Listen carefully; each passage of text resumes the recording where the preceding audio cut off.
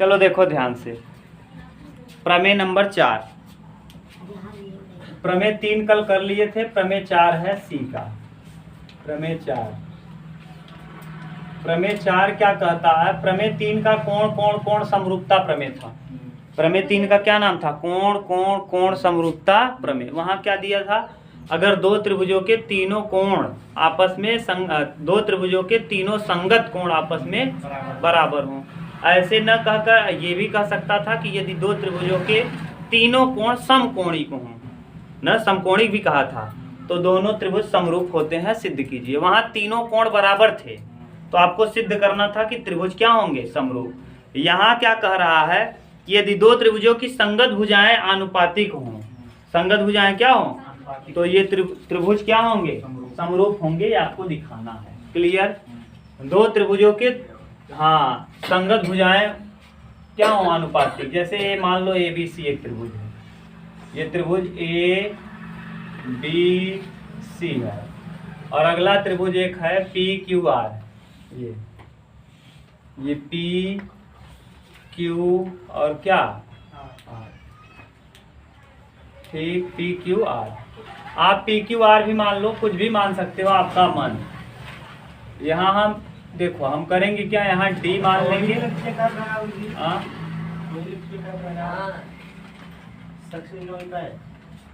चलो चलो देखो, दिया है, दिया क्या है?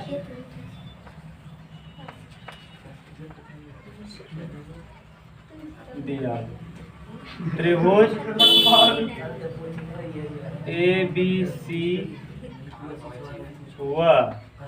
ABC व PQR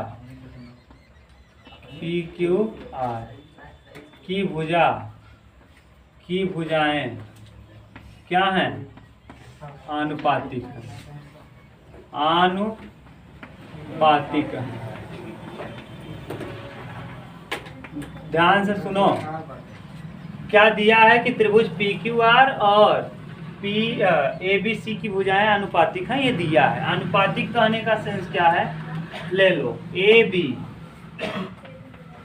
बटे PQ बराबर। अभी ये कंफ्यूजन हो सकता है, तो इसको हम हटा दे कहो तो। नहीं ना, ये हम ऐसे से कर दे रहे हैं। AB बटे PQ बराबर AC बटे PR बराबर BC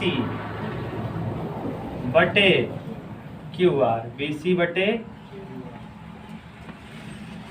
ठीक, तो ये दिया हुआ है।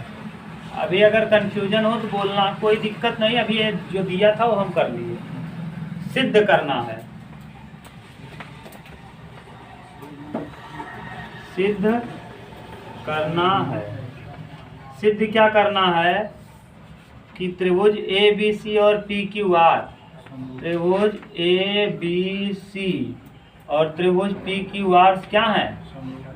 समरूप है। PQR समरूप है। ठीक, ये दोनों त्रिभुज समरूप हैं। आप रचना करेंगे या उत्पत्ति कर लेंगे? रचना क्या करेंगे? त्रिभुज PQR की भुजा PQ पर, त्रिभुज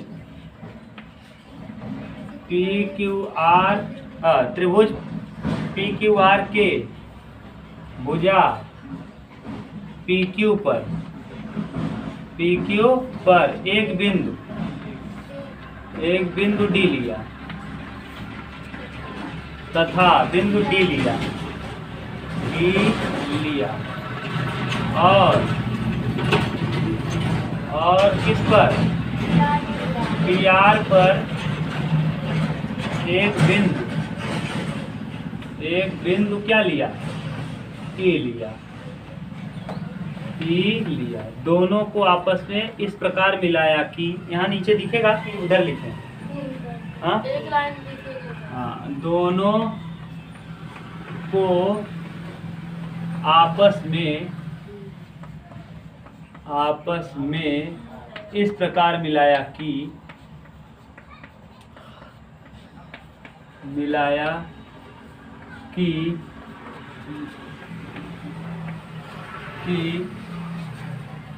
ए बी बराबर ए डी ना, ए बी और पी डी आपस में क्या है बराबर, और ए सी ए सी बराबर पी ई, कोई दिक्कत नहीं, ये सही है ना। आपने ये कर लिया। अब क्या करेंगे हम, देखो अब अभी आप जानते हो ये आप अनुपात बराबर है दोनों त्रिभुजों का, इस त्रिभुज का और इस त्रिभुज के संगत अनुपात बराबर है, दिया है। अगर हम चाहें तो ए बी बटे पी क्यू, देखो दिया है ए बी बटे पी क्यू बराबर ए सी बटे पी आर, कोई दिक्कत नहीं। अच्छा ये बताओ ए बी की जगह हम क्या लिख सकते हैं, पी डी लिख सकते हैं ना, P D upon P Q बराबर ए सी की जगह P E upon P R. देखो ये क्या हो गया, P D upon P Q P upon P R, ये कौन से प्रमेय का लग गया, थेल्स प्रमेय लग गया कि नहीं। थेल्स प्रमेय तो यही कहता था अगर भुजाओं का संगत अनुपात बराबर है तो ऐसी स्थिति में P D upon P Q, Thales प्रमेय का उपप्रमेय है। थेल्स प्रमेय ये था पी डी अपान डी क्यू बराबर पी अपान ई आर, लेकिन ऐसा नहीं है, यहाँ उपप्रमेय है। तो उपप्रमेय हो जाए जो हो, लेकिन ये तो कंफर्म है कि उपप्रमेय से ये दोनों रेखाएं क्या हो गई, समांतर हो गई। ठीक, तो यानी थेल्स का उपप्रमेय, आप चाहो तो एक घटा के फिर प्रमेय बना दो, इसको पलट दो, पलट के घटा लो, फिर प्रमेय बना लो, जैसे हाँ तुम्हारा मन, वैसे भी कर सकते हो। जैसे हमको क्या चाहिए, P D upon P Q, अब हमको ऐसे चाहिए पी डी अपान डी क्यू, तो पी डी तो है ही और डी क्यू चाहिए। डी क्यू कब आएगा, हम पहले इसको पलट लें, जैसे ऐसे कर लें, पी डी देखो ध्यान से, P D upon P Q है और इसको हम उल्टा कर दें, पी क्यू बटे क्या कर दें पी डी, और इसमें -1 कर लें, तो देखो क्या हो जाएगा, P Q minus P D और बटे पी डी। ठीक, तो पी क्यू में से पी डी घटाओ, पी क्यू में से पी डी घटा दो, तो क्या बचेगा, डी क्यू बचेगा, तो डी क्यू बटे पी डी, डी क्यू बटे, तो देखो यहाँ फिर पलट लो, तो पी डी बटे क्या हो जाएगा, डी क्यू, पी डी बटे, चाहे तो हम ये कर सकते हैं, तब क्या बन जाएगा, थेल्स का प्रमेय बन जाएगा। आपका मन, अगर देखो हम बता दे रहे हैं आपका, अगर आपको ये लिखने का मन है कि हम थेल्स का प्रमेय ही लिख दें इसको, तो आप दोनों पक्षों में पलट के पहले इसको क्या करिएगा, पलट दीजिएगा, दोनों तरफ पलट दीजिए, दोनों तरफ पलट के एक क्या करेंगे, दोनों पक्षों में घटा देंगे, घटाने के बाद ये क्या बन जाएगा, थेल्स का प्रमेय। थेल्स का प्रमेय आ जाएगा तब भी समांतर होगा, उनका उपप्रमेय भी होगा तब भी समांतर ही रहता है। यानी आप जैसा कहो ऐसा हम प्रूफ कर दें, इतने से कर दें कि और कर लें, हाँ आपकी किताब में इतने से ही किया हुआ है, हम चाहें तो हम आपको बता दिए, क्या करोगे, दोनों को पलट दोगे और एक घटा दोगे, एक घटा दोगे तो पूरा ये थेल्स का प्रमेय बन जाएगा। क्या करें, वैसे कर दें कि ऐसे डायरेक्ट सही है, वैसे करोगे तो पूरा हो जाएगा, कोई दिक्कत नहीं, कर लो, फिर वैसे कर लो। देखो क्या करते हैं, पलट दो इसको, दोनों को पलटो, यहाँ पी क्यू माइनस, अरे बड़ा होगा बस, कोई मतलब नहीं है, बराबर, हाँ तुम ऐसे ही कर लेना, P R upon P E, P R upon, दोनों पक्षों में लिख देना, दोनों पक्षों में एक क्या करने पर, हाँ दोनों पक्षों में एक घटाने पर, पक्षों में एक क्या करने पर, घटाने पर, एक घटाने पर, अब एक घटा दो भैया, जब यहाँ घटाओगे तो पी क्यू और बटे पी डी -1 और इधर पी आर बटे पी और -1। ठीक, अब यहाँ देखो कर लो, P Q minus P Q minus P D बटे पी डी और इधर P R minus P E बटे पी ई। अब अच्छा ध्यान से देखो, पी से क्यू पूरा दूरी, पूरे दूरी में से पीडी घटा दो तो क्या बचेगा, डी क्यू बच जाएगा। यानी ऊपर बच जाएगा डी क्यू, नीचे बच जाएगा पीडी, इधर बच जाएगा पी आर में से, कंप्लीट में से पी घटा दो तो ई आर बच जाएगा, ई आर और बटे पीई। उलट दो फिर से पलट दो इसको। जब पलटोगे तो पी डी अपान डी क्यू बराबर पीई अपान ई आर। अब बताओ ये थेल्स प्रमेय हो गया क्या, थेल्स प्रमेय से, थेल्स प्रमेय से। अब थेल्स प्रमेय से ये दोनों रेखाएं, कौन कौन रेखा, डी और डी आर क्या हो जाएगा, हाँ डी ई पैरेलल हो जाएगा किसके, क्यू आर के, क्यू आर के। अगर रेखाएं समांतर हो जाती हैं तो संगत कोण से ये वाला कोण और ये वाला कोण, ये वाला कोण और ये वाला कोण आपस में क्या होता है, अभी हम लिखेंगे, इतना उतारो तब, ठीक, उतार लो। अभी तो कुछ नहीं कि अभी कल वाला है, पूरा तरीका कल वाला है, उतारो तब। देखो थेल्स प्रमेय से ये वाला रेखा यानी डी पैरेलल हो गया क्यू आर के। इतना आपको कहीं दिक्कत हो तो बोलो, कहीं दिक्कत नहीं, केवल आप जैसे लेते थे वैसे लिए हैं। अब हम इसको मिटाते हैं। अगर ये बताओ दो रेखाएं पैरेलल हो गई, किसी भी तरीके से दो रेखाओं को आप समांतर दिखा दिए तो इनके संगत कोण आपस में क्या हो जाते हैं, तो हम ऐसे लिख सकते हैं क्या, यहाँ लिखें, उधर हम मिटा लेंगे फिर लिख लेंगे इधर, कोण पी डी ई, कोण पी डी ई बराबर कोण क्यू के, कोण सही है, और कोण सॉरी, और कोण क्या, पी ई डी बराबर ई वाला कोण किसके बराबर,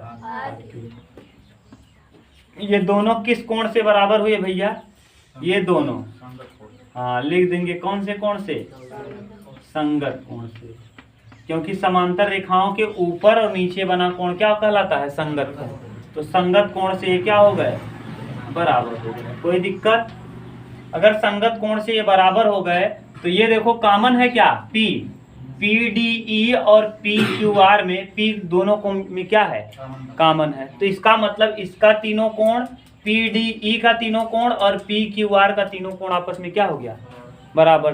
तो कोण कोण कोण प्रमेय से ये पी डी ई और पी क्यू आर क्या हो जाएगा, समरूप हो जाएगा। प्रमेय 3 से इसको हम मिटा दें इधर वाला, हाँ देखो अब हम इधर मिटा दे रहे हैं। अब यहाँ से लिखना चालू कर रहे हैं ऊपर से, जैसा हमको जरूरत है यहाँ लिखेंगे। ये संगत कोण आपने लिख लिया। अब ये संगत कोण से बराबर हो गया तो तीनों कोण बराबर हो गया क्या, किसका किसका, त्रिभुज पी डी ई कोण कोण कोण प्रमेय से, या प्रमेय 3 से, प्रमेय यहाँ लिख दे रहे हैं, प्रमेय नंबर 3 से। प्रमेय 3 में यही सिद्ध किए हो कि दो त्रिभुजों के तीनों कोण बराबर हैं तो दोनों त्रिभुज क्या होते हैं, समरूप। या प्रमेय 3 लिख लो या ऐसे लिख लो, कोण कोण कोण प्रमेय, कोण कोण कोण प्रमेय, कोण कोण कोण प्रमेय।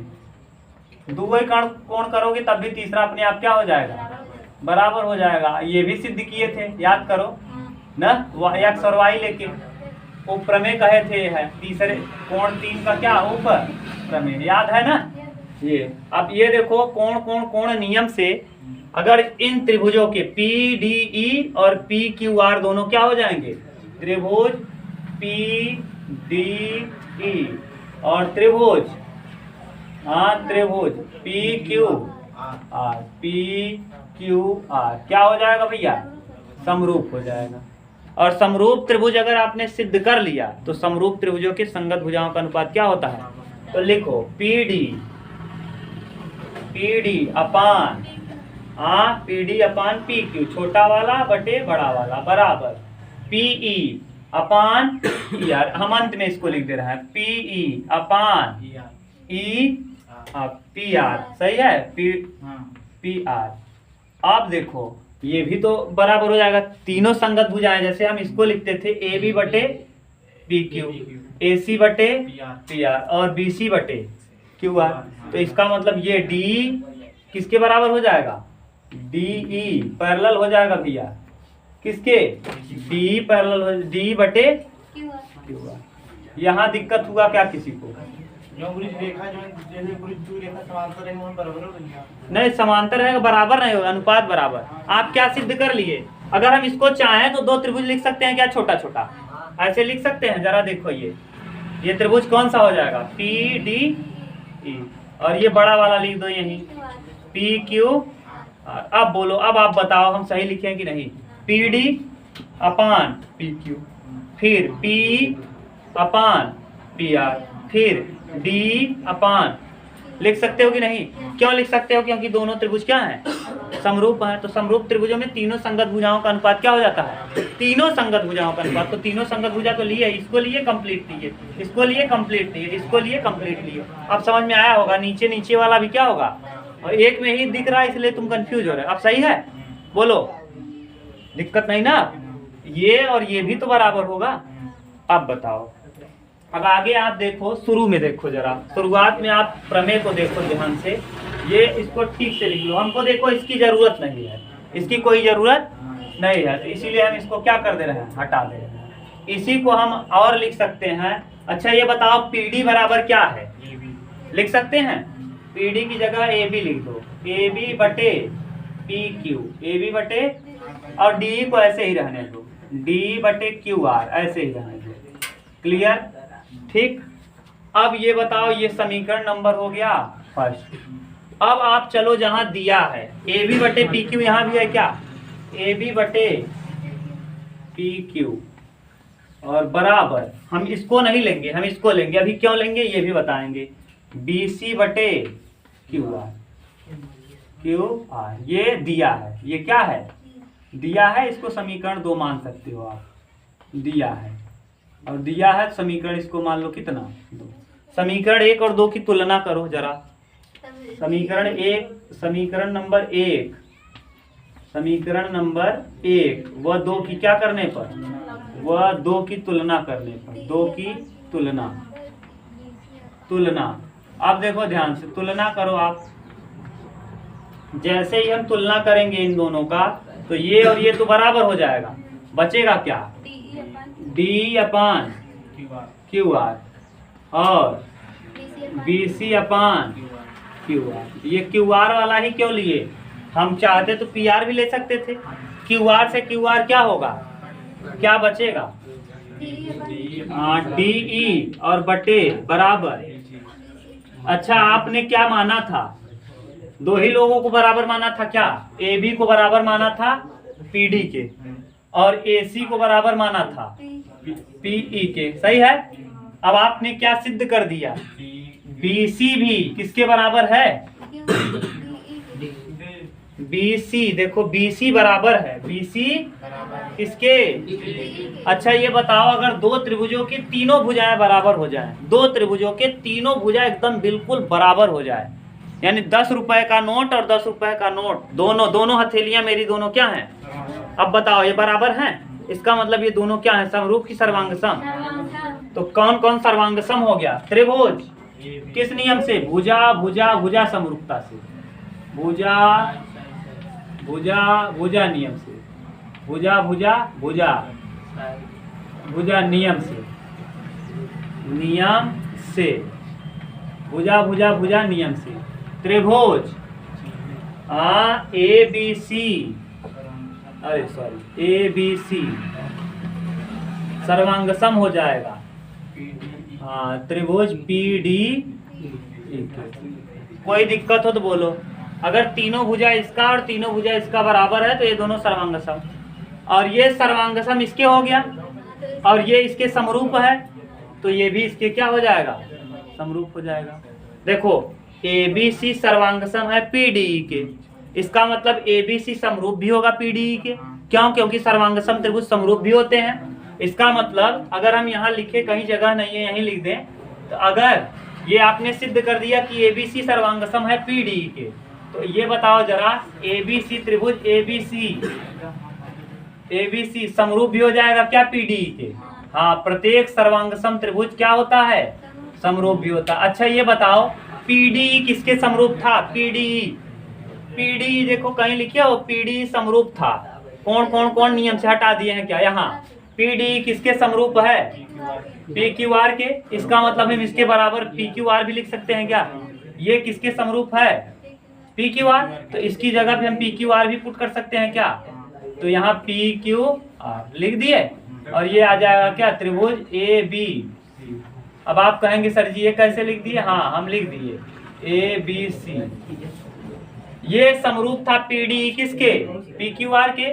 तो पीडी की जगह हम क्या लिख दिए? पी। और ये देखो ए बी सी इसके समरूप था तो ए बी सी इसके भी हो जाएगा। और यही हमको क्या करना था? सिद्ध करना था। बोलो कहीं कंफ्यूजन हो तो बताओ। क्या? नहीं, ये जरूरी नहीं एक बराबर हो। इसीलिए इतना कहानी इसी के लिए तो हम किए कि हम पूरा कहानी किस लिए किए कि ये दोनों क्या हो जाएं? बराबर सिद्ध कर दें। अगर किसी तरीके से हम ये बराबर सिद्ध कर लिए तो दो तो बराबर था ही, अगर तीसरा बराबर हम किसी तरीके से सिद्ध कर लिए तो ऐसी स्थिति में ये दोनों त्रिभुज सर्वांगसम हो जाएंगे। अगर ये इसके सर्वांगसम हो गया तो ये इसके समरूप भी हो जाएगा, क्योंकि सर्वांगसम त्रिभुज क्या होता है? और ये वाला इसके समरूप आप प्रूफ ही किए हैं। अगर ये इसके समरूप है तो ये इसके भी समरूप हो जाएगा। बस नहीं समझ में आ रहा क्या क्या कर दिए? ये और ये सर्वांगसम है तो ये और ये समरूप भी होगा। ये इसके समरूप है तो ये इसके भी समरूप हो जाएगा। बस यही हम सिद्ध कर दिए। यही मेन काम आपका क्या था? आपको ये दिखाना कि BC और DE दोनों क्या है? बराबर है। अगर किसी तरीके से आप बता लिए तो आपका काम हो गया।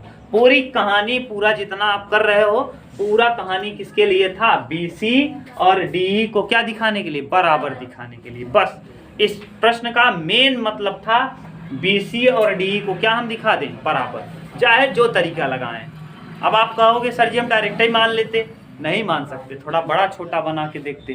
ठीक, हम इसको बड़ा छोटा बनाने से क्या फायदा होता? थोड़ा बड़ा बनाते तो ये जो लाइन है थोड़ा और ऊपर करना पड़ता। दो तो बराबर होता ही, इस लाइन को और ऊपर करते तब इसके बराबर आता। सही है कि नहीं? जैसे हम इतना बड़ा लाइन खींच दे, जैसे ये देखो, ये सही है। ये अब एक बड़ा त्रिभुज बना ले ऐसे।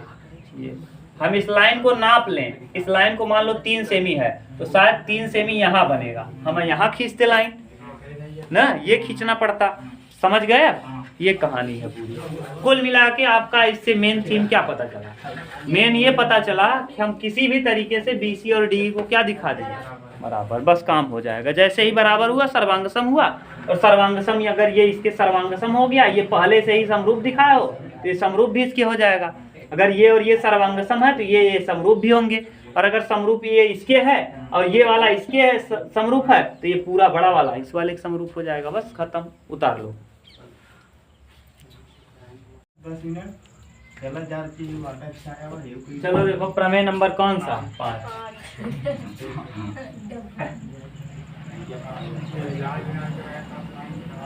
प्रमेय को याद करते चलो। प्रमेय क्या कह रहा है?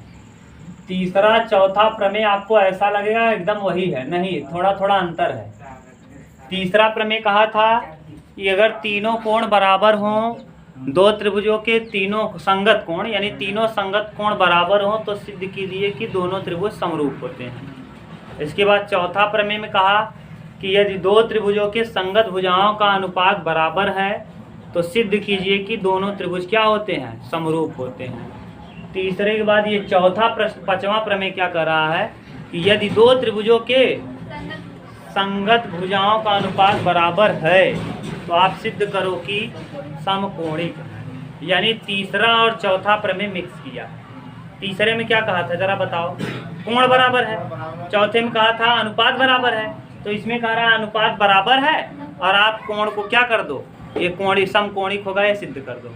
यानी चौथा प्रमेय दिया है कि कोण बराबर है और सिद्ध कर दीजिए तीसरा प्रमेय।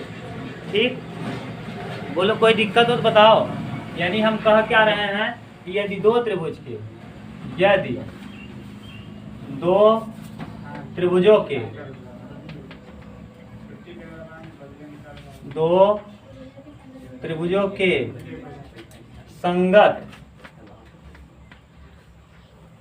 भुजा आनुपातिक, भुजा आनुपातिक हो,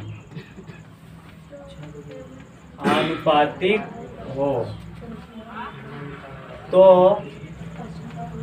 संगत कोण समकोणिक होगा। संगत कोण समकोणिक होगा सिद्ध कीजिए, यही ना जी। चलो हम करेंगे क्या, पहले जो दिया है उसको हम लिखेंगे। देखो दिया क्या है, एक त्रिभुज ABC है, ऐसे ABC, और एक त्रिभुज है PQR, ये P, ये Q, और ये क्या दिया है। दिया क्या है भैया, बात मत करो यार, दिया है, जो दिया है उसको बोलो जरा, क्या दिया है। त्रिभुज ABC व त्रिभुज PQR के संगत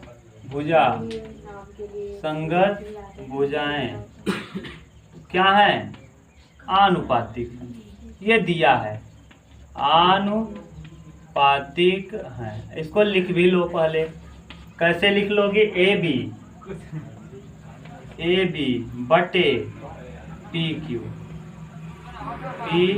बराबर AC बटे PR, सही है ना।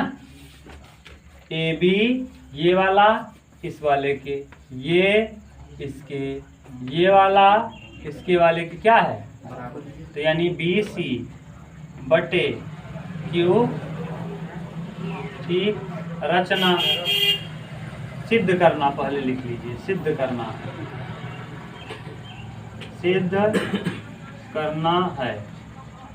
क्या सिद्ध करना है, बोलो, कि कोण A बराबर है कोण P के, कोण B बराबर है कोण Q के ना, और कोण C बराबर है कोण R के, ठीक।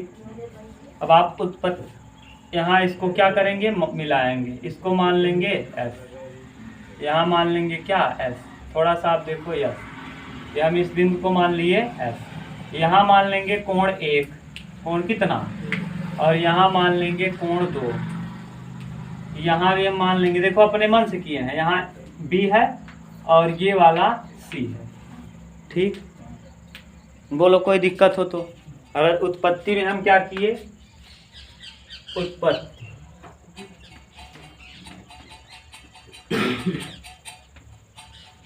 उत्पत्ति लिखा है ना, देख लो एक बार। क्या उत्पत्ति में, ठीक, AB के साथ आप देखो एक त्रिभुज, BC के साथ एक त्रिभुज, आपने BC के जैसा ही एक त्रिभुज बनाया, जिसमें BC आधार के साथ, रचना आप लिख सकते हो, रचना में क्या लिख सकते हो, बोलो।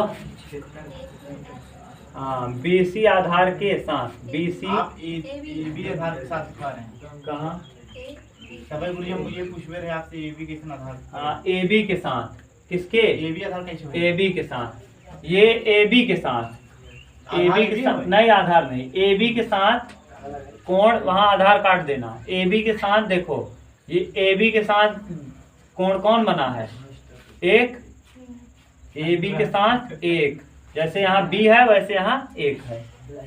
AB के साथ, AB के साथ कोण 1, AB के साथ बात कर रहे हैं, B के साथ कोण 1 बराबर है कोण किसके, कोण B के, और कोण C बराबर कोण 2 बराबर है कोण किसके, कोण C के, ठीक। अब बताओ उत्पत्ति के हिसाब से, उत्पत्ति में क्या लिखोगे, उत्पत्ति, हाँ, ये हमने क्या किया, अपने मन से एक नीचे की तरफ त्रिभुज बना लिया। ये ऐसा त्रिभुज बनाया कि इसके दो कोण AB वाले त्रिभुज, ABC वाले त्रिभुज के साथ क्या है, बराबर है। यहाँ लिख सकते हो ABC के साथ दो कोण इसके क्या हैं, बराबर है। कोण B बराबर है कोण 1 के, कोण C बराबर है कोण, हाँ, तो यानी आपने क्या किया, ABC के साथ माने एक त्रिभुज बनाया अपने मन से, जो QSR है, एक त्रिभुज क्या किया, QSR, जो ABC के साथ समकोणिक है। एक त्रिभुज की रचना की, एक त्रिभुज बनाया एक त्रिभुज क्यू आर आधार के साथ बनाया, क्यू आर आधार के साथ बनाया, साथ क्यू एस आर बनाया, क्यू एस आर बनाया, बना जो समकोणिक है, जो क्या है, समकोणिक है, समकोणिक है एबीसी के, है एबीसी के, त्रिभुज एबीसी के। देखो हम भाषा लिख दिए, एक त्रिभुज क्यू आर आधार के साथ बनाया, क्यू एस आर बनाया जो समकोणिक है एबीसी के। एबीसी के क्या है, समकोणिक। अच्छा ये बताओ, अगर ये और ये समकोणिक है तो इनके संगत भुजाओं का अनुपात क्या होगा, बराबर, क्योंकि किन्हीं दो त्रिभुजों के दो कोण बराबर होने पे तीसरा अपने आप, यानी यस अपने आप बराबर हो जाएगा ए के। तो अब अगर दो त्रिभुज समकोणिक हो गए तो समकोणिक त्रिभुजों के संगत भुजाओं का अनुपात क्या होता है, किस प्रमेय से, प्रमेय 3 से। दो त्रिभुजों के संगत कोण बराबर हैं तो ये दोनों त्रिभुज समरूप होते हैं तथा उनके संगत भुजाओं का अनुपात बराबर होता है। प्रमेय कौन कहता है, 3। तो प्रमेय 3 से कैसे लिखेंगे, ए बी, प्रमेय 3 से, किससे, प्रमेय 3 से। बोलो क्या होगा, ए बी बटे क्यू एस या एस क्यू। आप ऐसे लिखना चाहते हो तो देखो यस वाला कोण किसके बराबर होगा, ए के। यस वाला किसके बराबर होगा, ए के। देखो ए से बी गए तो ए बी वाला कोण 1 के बराबर है तो यस से क्यू चलेंगे। जैसे यहाँ तीन एंगल वाला, 3 ए और बी और यहाँ यस और क्यू बराबर। यहाँ चलेंगे ए से सी तो ए सी, और यहाँ चलेंगे एस और फिर लिख लेंगे यहाँ बी सी और यहाँ क्यू आर, बी सी बटे क्यू आर। ये समीकरण नंबर कौन सा, ठीक। और दिया है पहले से क्या दिया है जरा देख लो, यहाँ है ए बी बटे पी क्यू, ए बी बटे पी क्यू बराबर ए सी बटे पी आर। और फिर क्या दिया है, बी सी बटे क्यू आर। ये समीकरण नंबर हो जाएगा 2। अब देखो ए बी बटे ये वाला हम इसको छोड़ देंगे, इसकी तुलना ही नहीं करेंगे हम। हाँ रुक जाओ, देख ले रहे हैं, कहीं गलत लिख दिया होंगे बता देंगे। हाँ बोलो, ए बी, ये वाला तो समझ में आया ना, ऊपर वाला, नीचे वाला देखो यहाँ से समीकरण 2 ए बी बटे पी क्यू, ए सी बटे पी आर, बी सी बटे क्यू आर। क्लियर। अब देखो ये वाला और ये वाला हमसे कोई मतलब नहीं, इसलिए हम इसको छोड़ेंगे, हम इसको लेंगे। समीकरण 1 और 2 की क्या कर लेंगे, तुलना। जब तुलना करोगे आप, मतलब ना, अरे हमको उससे लेना देना नहीं है ना, इसमें यस आर पी आर, हमसे उससे क्या लेना देना हमको। ये देखो ये वाला और ये वाला बी सी बटे क्यू आर दोनों आपस में क्या हो जाएंगे, तुलना करोगे तो ये बराबर बचेगा। यहाँ कौन, ए बी बटे एस क्यू, और यहाँ बचेगा पी क्यू बटे, तो यहाँ देखो जो बचेगा वही लिख लो, यानी कौन बचेगा, ए बी बटे एस क्यू बराबर ए बी बटे पी। ए बी से भी क्या होगा, यहाँ अगर इसको ले लेते तो कुछ कटने वाला था, ये भी कट जाएगा। अगर आप ले ही लो तो कोई दिक्कत नहीं, ये भी आपस में क्या होगा, कट जाएगा। अब देखो ये, अब हम ले रहे हैं उसको भी, अगर आप चाहते हैं ये और ये ले लें तब अलग से एक डिब्बा इसको बना लो, जैसा वो कहेगा उस हिसाब से हम ले लेंगे। और एक डिब्बा और बना लो, उसको भी ले लो, ले लिए ए सी बटे क्या ले लिए, यस आर, या आर यस यस आर, और इधर ए सी बटे क्या, पी आर। ए सी से ए सी खत्म, यहाँ ए बी से भी खत्म, यहाँ क्या बचेगा, एस क्यू बराबर क्या बच जाएगा, इस वाले में एस क्यू बराबर हो जाएगा पी क्यू के। यहाँ मिला एक रिजल्ट, यहाँ देखो यस आर बराबर पी। देखो जरा ध्यान से क्या मिल गया, एस आर बराबर पी आर, यानी यस आर जो है, यस आर ये वाला किसके बराबर हो गया, पी आर, यानी ये और ये दोनों भुजाएं आपस में बराबर हैं। और कौन बराबर है, एस क्यू पी आर के, एस क्यू बराबर है किसके, पी क्यू के, एस क्यू और पी क्यू बराबर, यानी ये वाले आधार तो सेम था, आधार देखो, ये आधार देखो दोनों नीचे वाले त्रिभुज और ऊपर वाले के लिए बराबर है क्या। अब ये वाला पलट दोगे तो उसके ऊपर चिपक जाएगा क्या, इसका मतलब पी क्यू आर और क्यू एस आर दोनों सर्वांग सम हो जाएंगे कि नहीं। क्यों सर्वांग सम, क्योंकि ये भुजा इसके बराबर, ये भुजा इसके बराबर, ये कॉमन होने की वजह से बराबर, तो भुजा भुजा भुजा प्रमेय से ये वाला त्रिभुज क्या हो जाएगा, सर्वांग सम। और सर्वांग सम त्रिभुजों का सब कुछ बराबर, अगर ये सर्वांग सम सिद्ध हो गया तो ये इसके बराबर हो जाएगा। पहले इतना उतारो फिर बताते हैं। यहाँ से देखो बस इधर इतना ही मिटाएंगे, घबराओ मत, बस इतना ही जरूरत है भी मुझको। अब समझ लो तब उतारना। इतना देखो कौन क्या बराबर हो गया, एस क्यू बराबर हो गया किसके, एस क्यू बराबर हो गया एस क्यू, ये वाला एस क्यू, ये वाला एस क्यू बराबर हो गया पी क्यू के, एस क्यू बराबर किसके हो गया, पी क्यू के। ठीक, अगला और क्या बराबर हो गया बोलो, यस आर, यानी यस आर बराबर हो गया भैया पी आर के। ठीक, पी आर के। और एक और बराबर हो गया क्यू आर बराबर हो गया क्यू आर के। क्यों, क्योंकि उभयनिष्ठ है, क्यू आर बराबर है किसके, क्यू आर के। क्यों, क्योंकि ये ऊपर वाले त्रिभुज और नीचे वाले में क्या है, उभयनिष्ठ है, उभयनिष्ठ। और ये दोनों कैसे बराबर हो गए भैया, ये और ये सिद्ध कर लिया, दोनों को हमने क्या किया है, सिद्ध किया है। अभी आप सिद्ध किए हो, नीचे देखो वहां लिखे भी हैं, सिद्ध किया है। अभी हमने इसको क्या किया है, सिद्ध किया है कि ये दोनों क्या हैं। अच्छा ये बताओ, अगर ये त्रिभुज नीचे वाला, ये वाला नीचे वाला त्रिभुज और ऊपर वाले त्रिभुज के तीनों भुजाएं क्या हैं, तो यानी त्रिभुज पी क्यू आर व त्रिभुज क्यू आर एस की भुजा क्या है, भुजा बराबर है। अतः साइड से त्रिभुज पी क्यू आर सर्वांग सम हो जाएगा किसके, त्रिभुज क्यू आर एस। ठीक, बोलो सही है कि नहीं। साइड तीनों साइड बराबर हो गया तो ये इसके सर्वांग सम हो जाएगा। और अगर ये सर्वांग सम हो गया, पी क्यू आर सर्वांग सम क्यू आर एस के सर्वांग सम हो गया, तो अच्छा ये बताओ ये दोनों समरूप भी होंगे क्या।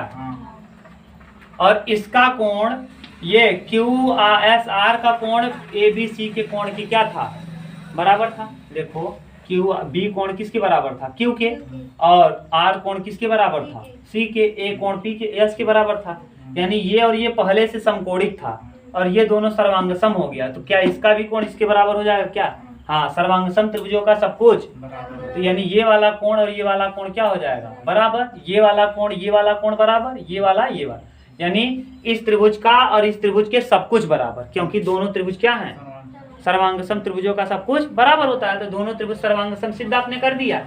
और ये वाला, ये त्रिभुज और ये त्रिभुज पहले ही समकोणिक था, तो बताओ ये वाला भी अब समकोणिक हो जाएगा इसके क्या, क्यों, क्योंकि ये इसके समकोणिक, ये इसके समकोणिक। तो अतः त्रिभुज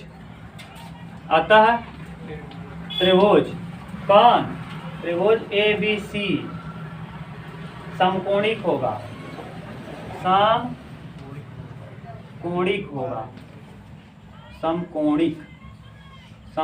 होगा किसके, समकोणिक होगा त्रिभुज किसके भैया, पी क्यू आर के। ठीक, हम डायरेक्ट नहीं किए, हम पूरा प्रूफ कर दिए। ये वाला इसके अब यानी इसका ये वाला और ये वाला दोनों सर्वांगसम हो गए, सर्वांगसम त्रिभुजों का सब कुछ बराबर। तो इसका जो जो कोण बराबर है ये भी बराबर, और ये दोनों के कोण बराबर थे और ये भी इसके बराबर हो गया, तो तीनों आपस में बराबर हो जाएंगे। तो यही तो सिद्ध करना था कि अगर संगत भुजाएं क्या हो, आनुपातिक हो, तो उनके संगत कोण भी क्या होते हैं, बराबर होते हैं। ये प्रमेय था कौन सा, छठवां। उतार लो तब आगे।